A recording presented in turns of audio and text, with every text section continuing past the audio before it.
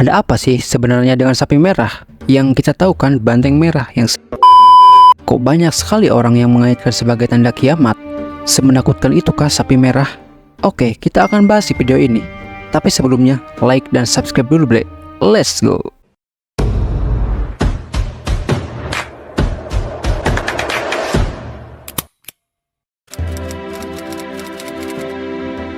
Berbicara soal sapi merah, sebenarnya dalam Al-Quran juga ada kisah yang serupa, seperti yang disebutkan dalam surat Al-Baqarah.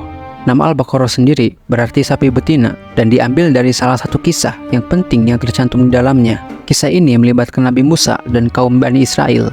Dan kisah ini terdapat dalam surat Al-Baqarah ayat 67-71 yang isinya seperti ini. Allah Subhanahu wa Ta'ala memerintahkan Nabi Musa untuk menyampaikan kepada Bani Israel bahwa mereka harus menyembelih seekor sapi betina. Awalnya, mereka merespon dengan ketidakpercayaan. Bani Israel tidak segera menaati perintah tersebut. Mereka malah mulai mengajukan serangkaian pertanyaan untuk memperjelas spesifikasi sapi yang dimaksud. Pertama, mereka bertanya tentang umur sapi. Terus Musa menjelaskan bahwa sapi tersebut haruslah tidak terlalu tua dan tidak terlalu muda, tapi di tengah-tengah antara keduanya. Selanjutnya, mereka bertanya tentang warna sapi. Musa menjawab bahwa sapi itu harus berwarna kuning keemasan yang cerah dan menyenangkan orang yang melihatnya. Setelah itu, mereka masih belum puas dan terus bertanya tentang ciri-ciri lebih spesifik dari sapi tersebut.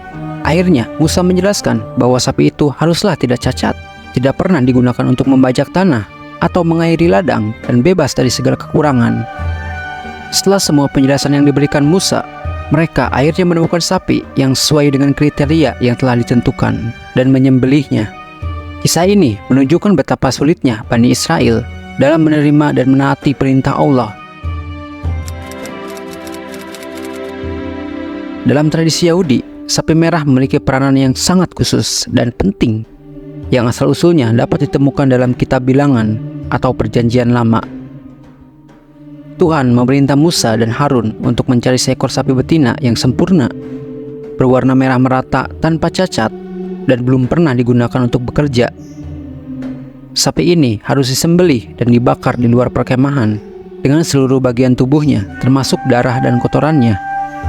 Selama pembakaran, imam juga harus membawakan kayu aras, hisop, dan benang krimizi ke dalam api.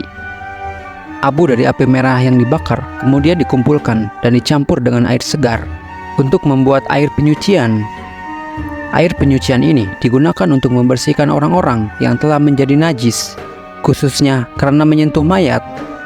Dalam tradisi Yahudi, kontak dengan mayat dianggap membuat seorang najis secara ritual. Dan air penyucian ini adalah satu-satunya cara untuk mengembalikan kemurnian seseorang. Proses penyucian ini sangat penting karena hanya orang yang dalam keadaan murni yang dapat berpartisipasi dalam ibadah di bait suci. Selain signifikasi ritualnya, sapi merah juga memiliki makna eskatologis bagi beberapa orang Yahudi. Menurut beberapa interpretasi, menemukan sapi merah sempurna adalah tanda mendekatnya pembangunan kuil ketiga di Yerusalem. Kuil ketiga diharapkan akan dibangun kembali pada masa Mesianis, yang merupakan periode kedatangan Mesias dan era baru bagi umat manusia. Oleh karena itu, penemuan sapi merah sering dianggap sebagai tanda penting dalam nubuatan tentang akhir zaman. Di zaman modern, laporan tentang penemuan sapi merah yang memenuhi syarat selalu menarik perhatian besar. Beberapa kelompok Yahudi aktif mencari sapi merah dan mempersiapkan segala sesuatu yang diperlukan untuk membangun kuil ketiga, termasuk mempersiapkan upacara penyucian yang akan dilakukan dengan abu sapi merah.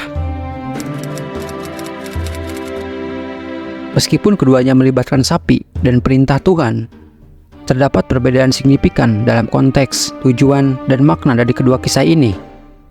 Sapi betina dalam Islam menekankan ketaatan dan ujian, sementara sapi merah dalam Yahudi berfokus pada pemurnian ritual dan harapan eskatologis. Meskipun berbeda, keduanya mengajarkan nilai-nilai spiritual dan kepatuhan kepada Tuhan, meskipun melalui tradisi yang berbeda. Dalam konteks tanda-tanda kiamat, kaitan antara sapi merah dalam tradisi Yahudi dan sapi merah dalam Islam dapat dikaitkan dengan berbagai interpretasi dan keyakinan eskatologis. Dalam beberapa keyakinan bahwa munculnya sapi betina merah dianggap sebagai salah satu tanda-tanda menjelang kiamat. Namun, perlu dicatat bahwa tidak semua ulama setuju dengan pandangan ini, dan ada berbagai interpretasi tentang tanda-tanda kiamat dalam tradisi Islam. Seperti yang dikatakan oleh Buya Yahya berikut ini. Di dalam akidah kita ada tanda-tanda hari kiamat, ada tanda-tanda sugro, ada tanda-tanda kubro. Dalam akidah kita yang harus kita yakini, tanda-tanda hari kiamat besar tidak ada sapi merah. Tanda-tanda kiamat besar misalnya apa? Keluarnya Ya'juj wa Ma'juj, matahari terbit dari barat, keluarnya Dajjal, turunnya Sayyidina Isa, turunnya Imam Mahdi, datangnya Imam Mahdi. Itu adalah alamat kiamat kubro, alamat kiamat yang sudah dekat dengan hari kiamat yang sesungguhnya. Bayangkan matahari terbit dari barat, guncang dunia, orang pada heboh, sehingga hari itu sudah tidak terima lagi tobat. Adapun sapi merah enggak. Tapi ada keyakinan Yahudi, bukan keyakinan Islam, jangan dibawa. Ini keyakinan Yahudi. Jadi Anda seorang muslim nggak perlu keyakinan, dan salah, karena keyakinan Yahudi yang benar tidak beda dengan keyakinan Islam. Alamat tanda-tanda kiamat yang diajarkan Nabi Isa sama dengan tanda kiamat yang diajarkan Nabi Muhammad. Tanda-tanda kiamat yang diajarkan oleh Nabi Musa sama, karena Nabi Musa Tuhannya sama, yaitu Allah. Nabi Isa Tuhannya sama, Allah. Hari kiamatnya sama. Tanda-tanda kiamat yang diajarkan Nabi Musa adalah sama yang ada di dalam Islam yang harus kita yakini. Adapun sapi merah keyakinan Yahudi, tidak tahu dari mana sumbernya, tapi ada satu hal yang dimanfaatkan sebagian orang ekstrim dari mereka. Jadi kesimpulan dari pendapat Buya Yahya, sapi merah itu merupakan salah satu keyakinan Yahudi tentang tanda-tanda kiamat dan pertanda akan dibangunnya kembali bait suci mereka. Jadi tidak ada urusannya dengan Islam.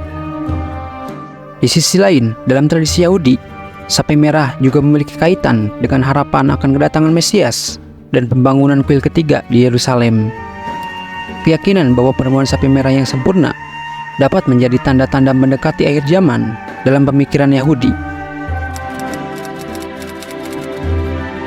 Menurut pandangan beberapa kelompok Yahudi, penemuan sapi merah yang memenuhi syarat diyakini sebagai salah satu tanda penting bahwa pembangunan kuil ketiga sedang mendekati, dan yang memegang keyakinan akan pembangunan kuil ketiga termasuk dalam beberapa gerakan radikal dan kaum nasionalis Yahudi.